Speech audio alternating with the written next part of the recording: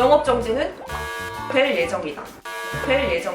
안녕하세요 여러분, 밤비걸입니다. 오랜만에 좀 배경이 바뀌었죠. 제가 한 달 전에 집을 이사했는데요. 그런데 제가 이번에 집을 이사하면서 복비 사기를 당할 뻔했습니다. 하지만 이거를 정말 사이다로 통쾌하게 해결을 했는데요. 그럼에도 불구하고 정말 저는 며칠 동안 너무 힘들고 잠도 잘 못 자고 너무 괴로웠어요. 이 경험을 우리 구독자분들은 똑같이 안 하셨으면 좋겠어서 제가 겪었던 경험을 토대로 우리 구독자분들 복비 사기 당하지 않는 꿀팁 알려드리려고 합니다. 먼저 제가 어떻게 사기를 당하게 되었는지부터 말씀드릴게요. 제가 이전 오피스텔에서는 1년 계약을 해놓고요. 집주인과 따로 계약 갱신에 대한 새로운 계약서 작성 없이, 또 이제 계약 갱신에 대한 다른 언급 없이 자동 연장으로 4년간 그 집에서 살았습니다. 이 경우에는 자동 연장이면서 묵시적 연장이라고 하는데요. 예를 들어 5월 달에 계약을 했는데 다음에 5월이 되기 전 3월에 집을 나가기로 했어요. 그럼 이 경우에는 중도 퇴실로 보지 않고 계약 만료 후 퇴실로 보게 됩니다. 하지만 이 경우에 이런 그 묵시적 갱신이라는 것을 세입자들 잘 모른다는 전제하에 부동산 분들이 많이 장난을 치시는 것 같아요. 이 단어 자체도 저도 이번에 친구를 통해서 처음 듣게 되었습니다. 근데 이 전에 어떤 일이 있었냐면 집주인이 구해오신 부동산 아주머니께서 저한테 어느 날 문자로 그러시더라고요. 아가씨, 나가시기 전에 월세 수수료 내고 나가셔야 합니다. 근데 저는 월세 수수료라는 말을 처음 들었기 때문에 월세 수수료가 뭔가요? 이렇게 여쭤봤어요. 그랬더니 월세 수수료는 아가씨가 중간에 집을 나가셔서 내야 되는 수수료고 몇 퍼센트 곱하면 46만 원이니까 46만 원을 내라고 하시더라고요. 그래서 저는 그때 묵시적 갱신을 몰랐기 때문에 알겠습니다 라고 답장을 했습니다. 그런데 나중에 알고 보니 저는 묵시적 갱신 경우였고 굳이 월세 수수료라는, 사실상 복비를 월세 수수료라고 그들이 이름만 바꿔서 얘기한 거였죠. 월세 수수료, 복비를 내지 않아도 되는 상황이었어요. 이제 제가 그걸 알고 부동산에 전화를 했습니다. 바로 전화를 해서 이렇게 알아보니 제가 법적으로 이 돈을 안 내도 되던데요. 안 내겠습니다 라고 말씀드렸더니 그 아주머니가 하시는 말씀이 일반적으로들 많이들 내시던데요 라고 하시더라고요. 그래서 제가 좀 어이가 없었어요. 이 아주머니는 내가 안 내도 되는 돈인 거 알고 있었구나. 근데 여기서 끝은 아니었습니다. 아가씨가 내신다고 하셨잖아요. 내신다고 하셨으니까 내셔야 해요 라고 하시더라고요.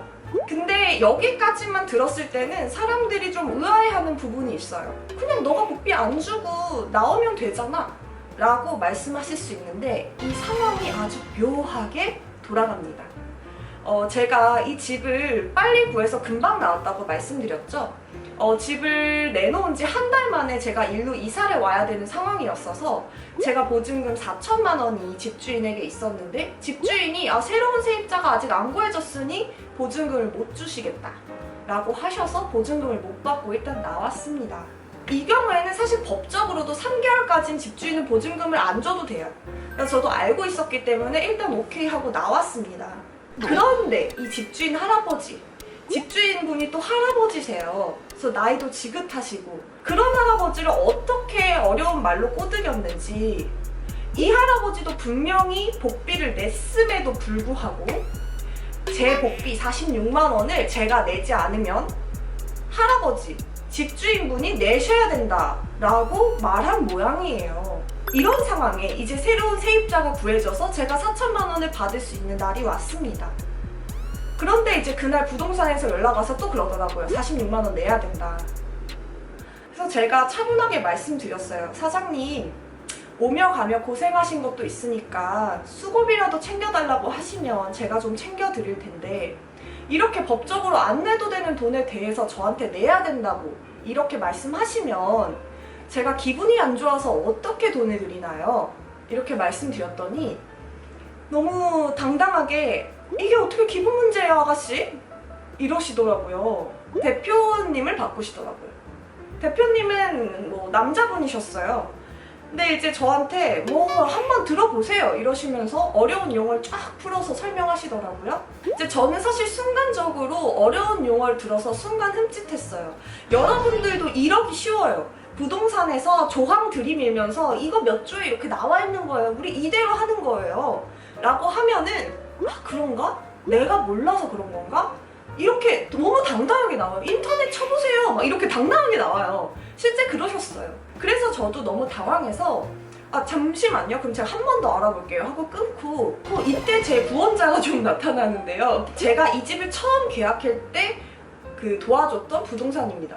처음 계약을 같이 했던 부동산인데 그 부동산한테 제가 전화를 했어요. 이런 경우인데 어떻게 된 거냐 이렇게 말씀드렸더니 당연히 안 내도 되는 거고요. 이게 너무 당연한 이야기인 게 봐봐요. 나가는 사람이 왜 복비를 냅니까? 그쵸? 집주인이랑 들어오는 사람만 내면 되는 거예요.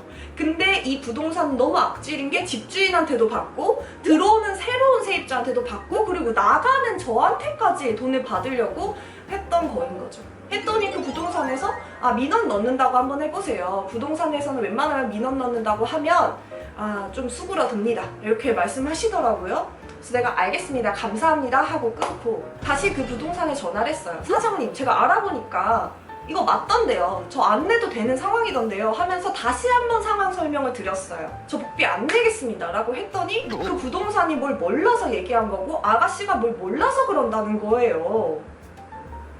그래서 제가 민원 넣겠다고 했습니다. 그랬더니 민원 넣으세요 라고 하더라고요. 그래서 제가 좀 당황했어요. 그러더니 집주인을 바꿔주시는데 집주인분도 뭐 부동산이 저한테도 그렇게 어려운 단어로 막 이렇게 내가 막 헷갈리고 흔들릴 정도로 설득을 해놨는데 그 할아버지 집주인분도 당연히 휘둘리셨을 것 같아요. 그래서 제가 집주인분한테 설명을 드렸지만 씨알도 먹히지 않았어요. 그래서 제가 집주인분한테 사장님 제가 일단 복비 낼게요. 그럼 4천만 원에서 46만 원 까고 저한테 보내주세요. 일단 저는 돈을 받는 게 중요했어요. 왜냐면 4천만 원이 남의 손에 있는 이상 제가 절대로 제 맘대로 행동을 할 수가 없기 때문에 얼른 돈 들어와라 이러고 보고 있었죠. 3,900 몇십만 원이 제 통장으로 들어왔더라고요. 그걸 확인하자마자 제가 현금 영수증을 떼달라고 했습니다. 그런데 이 부동산의 악행은 여기서 끝나지가 않는다는 게 참 마음이 아파요.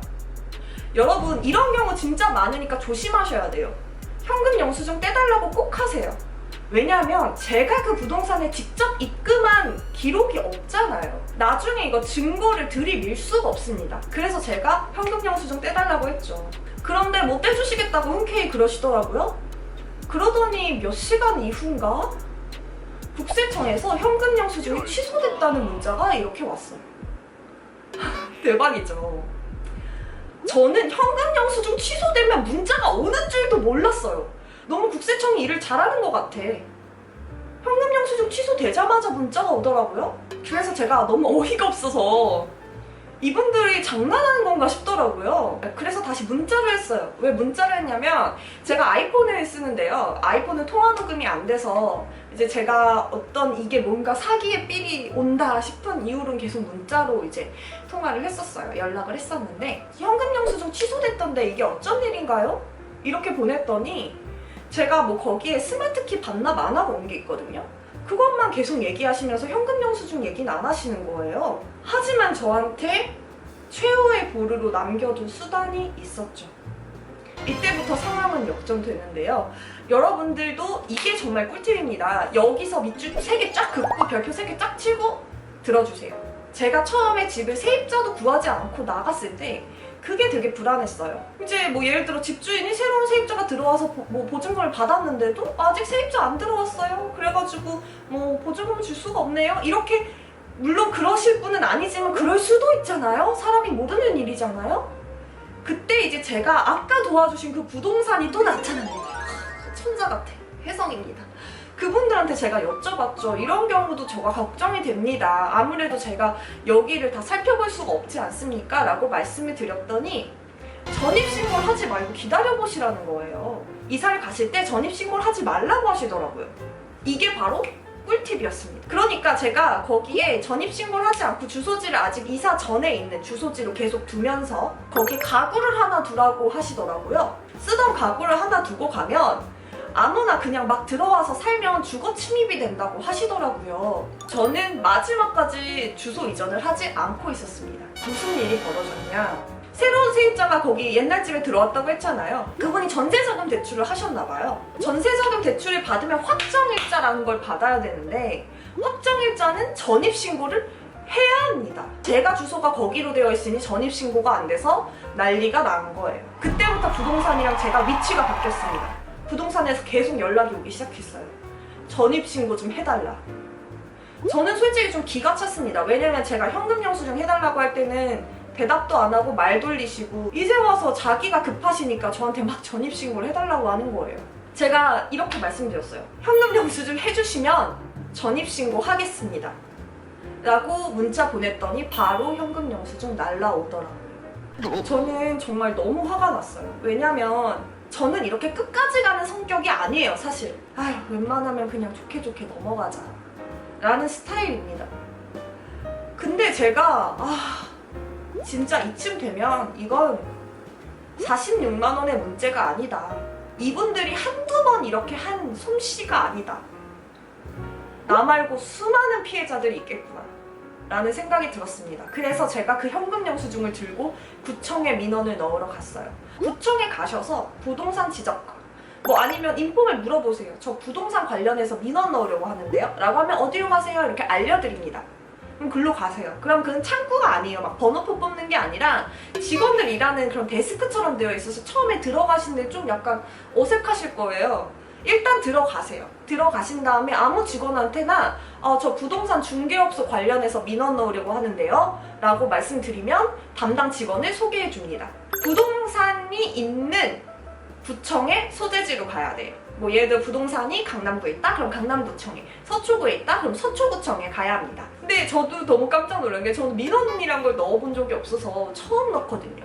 A4 용지 한 장만 딱 주시고 민원에 관련된 걸 쓰세요. 사건을 쓰세요. 이렇게 하시더라고요. 그러니까 이게 무슨 민원서가 이렇게 무슨 포맷이 있는 게 아니라 그냥 A4 용지 한 장 떠주세요. 그래서 제가 이제 실제로 이런 식으로 민원서를 작성을 했습니다. 보시더니 증거를 조금 수집을 해서 메일로 보내달라고 하셔서 그동안 했던 문자, 계약서 사항 이런 것들을 다 정리를 해서 보내드렸습니다. 이렇게 해서 증거를 보내드렸더니 이게 사실로만 입증되면 영업정지가 될 거라고 하시더라고요. 근데 저는 그럼에도 불구하고 좀 약간 불안한 마음이 있었어요. 왜냐면 여러분 사람이 그렇습니다. 민원 넣으세요. 법대로 해. 막 이런 식으로 나오면 저 사람이 진짜 무슨 뒷백이 있나? 믿는 구석이 있나? 나만 모르는 거지만 사실은 민원 넣어도 아무 소용이 없는 거 아닐까? 이렇게 쫄게 돼요. 그 사람들은 사실 그걸 노린 거예요. 그렇기 때문에 여러분들도 절대 쫄지 마시고요. 큰 소리로 신고해! 민원 넣어! 법대로 해! 라고 하시는 분들에게 절대 쫄지 않으시기를 바랍니다. 실제로 법대로 하면 법은 생각보다 가까이에 있습니다. 그래서 제가 이제 민원을 넣자마자 한 3일 뒤에 연락이 오더라고요. 근데 저는 전혀 통쾌하지 않았어요. 왜냐면 그분의 연락이 너무 어처구니가 없었기 때문인데요. 전화 오셔서 민원 넣으셨어요? 그러시더라고요. 네, 넣으라 그래서 넣었는데 문제 있나요? 제가 이렇게 말씀드렸죠. 그랬더니 민원까지 넣으셨냐면서 46만 원 돌려드릴 테니까 취소해달라는 거예요. 그래서 제가 46만 원 괜찮고요. 하실 말씀 있으시면 구청에 하시길 바랍니다. 그랬더니 자기가 일이 너무 바빠서 착오가 있었다면서 다른 계약건이랑 헷갈렸다고 그러시는 거예요. 근데 저는 이런 사과가 싫어요. 그냥 차라리 솔직하게 순간적으로 요즘 경기도 힘들고 해서 돈에 눈이 멀었다. 차라리 이런 사과가 낫다고 봅니다. 저는 개인적으로는 그렇습니다.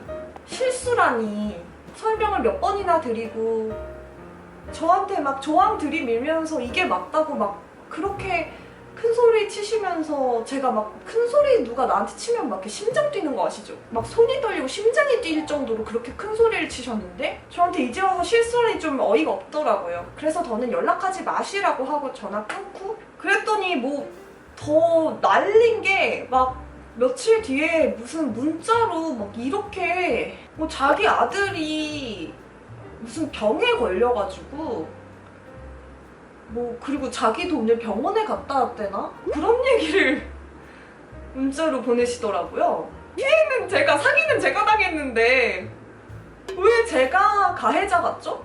순간 약간 했는데 다시 한번 마음을 고쳐먹었던 게 어떤 거냐면 제 주변에 진짜 힘든 친구들이 생각났어요.